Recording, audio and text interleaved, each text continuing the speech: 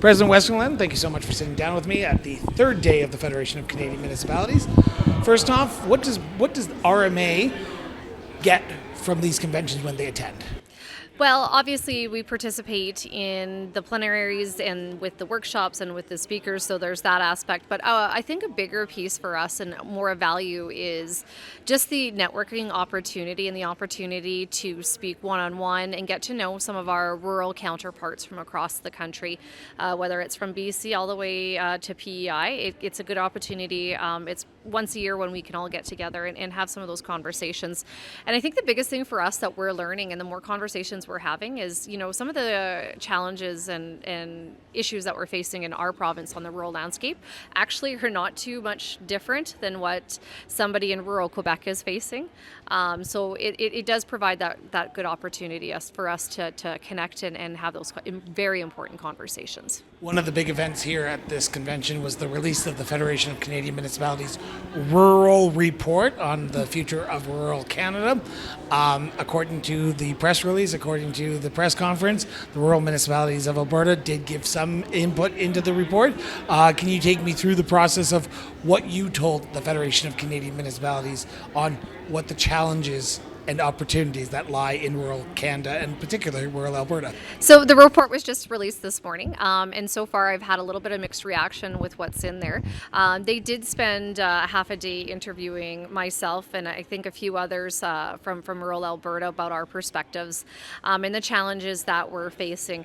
A lot of the conversation was obviously around infrastructure. We talked about a little bit about the housing issue, and it was actually very broad subject that we touched on. So it's going to be interesting to see how that is received and how well it's going to go out.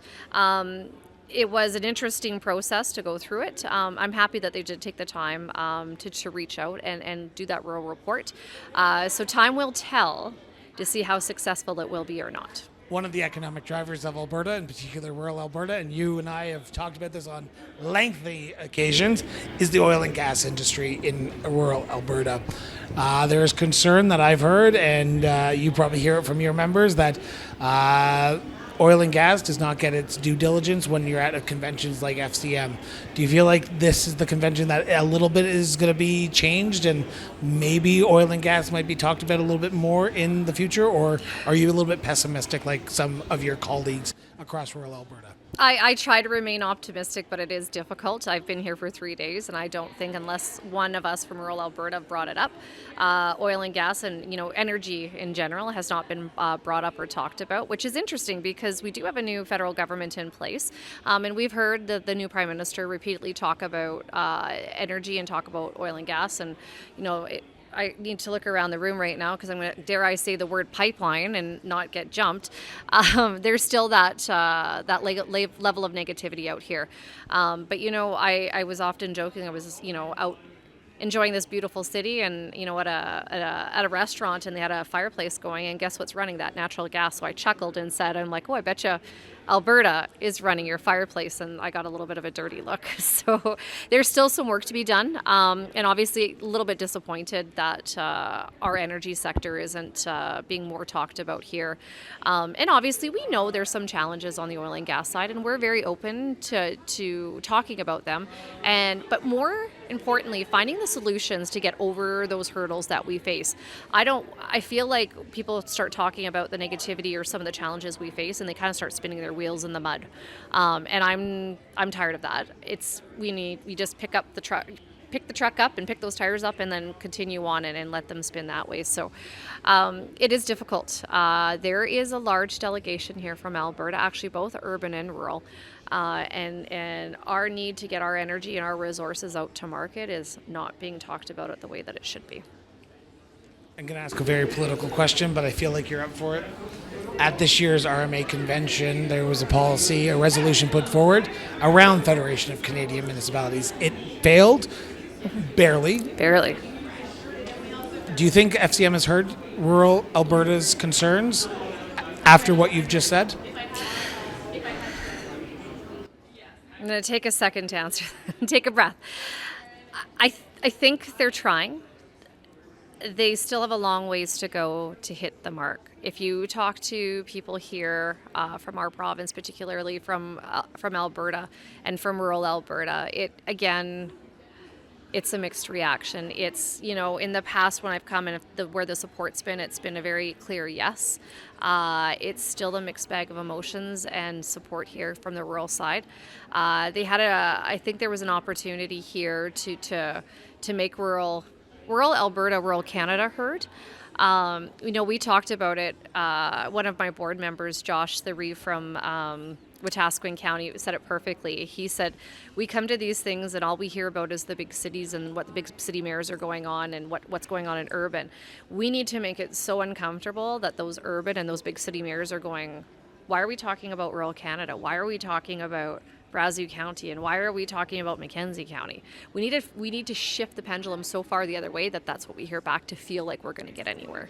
So it has been incredibly difficult. I'll probably get myself into trouble for saying this, but you know me, I'm pretty open. We have met with Parliament. We were on the Hill most of actually all day Thursday. And those were meetings that we arranged, not through FCM. It was done through us.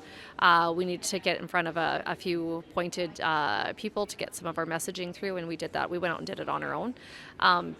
That being said, I understand it is complex. FCM represents over 2,000 municipalities across the country, and it is difficult. Somebody always going to feel left out somewhere. But one thing that I'm hearing, it's not just rural Alberta, it's rural Canada is feeling a little bit like they've been left in the dust. And obviously, we are the engine of this country. Your energy needs don't come from downtown Ottawa. They don't come from downtown Toronto. They don't come from downtown Vancouver. It comes from my backyard. My kids' swing set's over an active pipeline. And you talk about eating, breathing, where your energy comes from, it comes from my backyard. We talk about agriculture. We feed the world. We feed this country. And, forestry is another huge industry out there. I'm sorry, but you're not logging in downtown Toronto. You're logging in my backyard. We talk about natural disasters, and I understand floods hit the cities as we look out over, the beautiful canal here in front of us. And I understand that, they're going to get a bit of flooding here, but we have flooding that wipes out entire communities, not Bridges, just key infrastructure wipes out as well. Absolutely. And our forestry industry is being decimated right now with wildfires because guess what? They can't get out there and do what they need to do because we've got being held up by government. It's so frustrating. Are you? I know you're the eternal optimist in the room. You heard the Prime Minister speak, I'm assuming, yes, or you've listened to his speech. Melissa Lantsman was here, Gord Johns from the NDP, Elizabeth May. Are you optimistic that this government is not the government of Justin Trudeau? Because I was in that room and I saw conservatives, like rural conservatives, stand up and applaud the Prime Minister, what he was saying about pipelines or resources and housing. Are you still the continuous optimist in the sense that this government may be different than the past one? You know what? I'll be blunt on this question. You've got the time that the watch and the clock is ticking. If something substantially isn't done, I think in the next 6 to 8 months, you're going to be at a huge loss. We're at a pivotal point right now where the federal government has a chance to really put their money where their mouth is and make some of the changes. Talk is cheap. I want to see action. And we got to move. And like I said, 6 to 8 months, I maybe could squish me out for maybe 12 months. That's being me a little bit optimistic. By January of next year, we're lost. We're lost. And I don't want to think about what will happen, that in that 6 to 12 month if we don't start moving. We already know we're having difficulty attracting investment. And we haven't even touched about tariffs and our issues going south of the border with our friends there. But we have a real pivotal moment right now where we can turn things around and not so be dependent on what's going on south of the border. We have a real opportunity. The biggest thing everybody was asking me, what can we do? You need to remove the tanker ban off the West Coast. you know what, it doesn't, I get it, it doesn't make sense to pipe our oil and gas through into Vancouver. We have another port up to the north in Prince Rupert. It's a deep water, a deep well, or deep It's sea. deeper than Vancouver.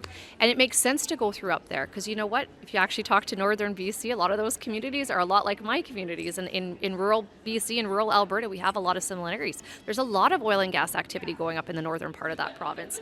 So let's remove those regulations stopping us from getting our products to market. And let's honestly put our money where our mouth is and let's get moving. Talk is cheap at this point, and One of the big things that Mark Carney and even this convention have been talking about over the last week is bail reform.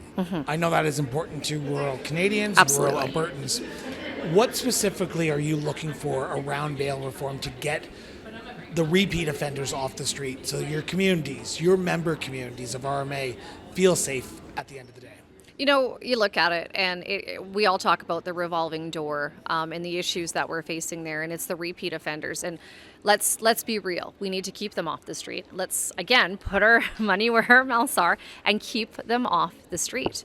You know, we were just talking about it, and I was talking with Tim Tierney, first vice president with FCM, and we had a police officer in Vancouver that was doused in a chemical and lit on fire. And you know, why is the rest of the country not on fire about this? That individual was wanted on 10 warrants, and 10 violent and very serious warrants. And he was out there and was allowed to do that. Like, there is something wrong. You talk to the local detachment in my area, you know, we're roughly about 8,000 people. And, you know, I was talking with our staff sergeant. They arrested an individual for break and enter 4 times in 24 hours until finally they kept him in jail after the 4th attempt in less than 24 hours. This is the issues I'm talking about. They're incredibly real. We're not just sitting here saying, oh, things need to change. We have the examples. We're living the examples every single day. Something has to change. And you know what, I joke, but jokingly but not jokingly, you know, I often say a JP or a judge wants to release this person, absolutely. Then they stay at your house and you're responsible for looking after them because you seem to think it's fit to put them back on the street again. And we got to start holding people accountable, especially on this side. You know, we talk about in our province, and Chris, you're no stranger to this, you know, I'm even wearing my button here today. I love the RCMP. Depending on who you talk to in government and in our province, they seem to think we have an RCMP problem, but I will be loud and clear. We do not have an RCMP problem in our province or in this country. We have a judicial problem. And you know what? You can put a police officer from any municipal police service, EPS, CPS, RCMP out there, and they're going to tell you the same thing. The rules are there to do their job. They have the tools that they need. It's the judicial system that is failing Canadians. So what's next now? Because you're going to be heading back to Alberta, like I am. What do you do next? Is it continue the advocacy, hope FCM gets the message that oil and gas will be on the table? What do you want to see next happen? And what do you take away to make sure that what you spoke about today doesn't fall on deaf ears? Exactly that. The conversations need to keep happening. We got to keep pushing the needle. The emails, the phone calls. You know, we've invited out. FCM did come out. They were out in our offices actually just before this convention. We need to see more of that. We need to have more of those touch points. We got to be clear and concise with what we're asking for and what work they're doing and what they're doing to help us. And I always say, you know, I sound a little grouchy sometimes, a little grumpy, but, you know, I'm actually an incredibly nice person, very, very reasonable. And I'm very open to keep having those conversations. And I want to sit at that table. But at the same time, I'm not a pushover either. So included in those conversations are going to be constructive and respectful conversations about making sure that we are actually going to make some true changes and move forward and actually do some of the things that we're talking about. And talk is cheap some of these days, but I've said it a few times here today. But I think you know me, and I think the residents in my area and the members and RMA know that I don't go down, and I don't go down easily. And I will continue to push. I will continue to carry the message and have those conversations. And I'm not afraid, and I will not be backing down. President Westerlund, always a pleasure. And it's always a pleasure. So thank you, and thank you to your viewers and your listeners too.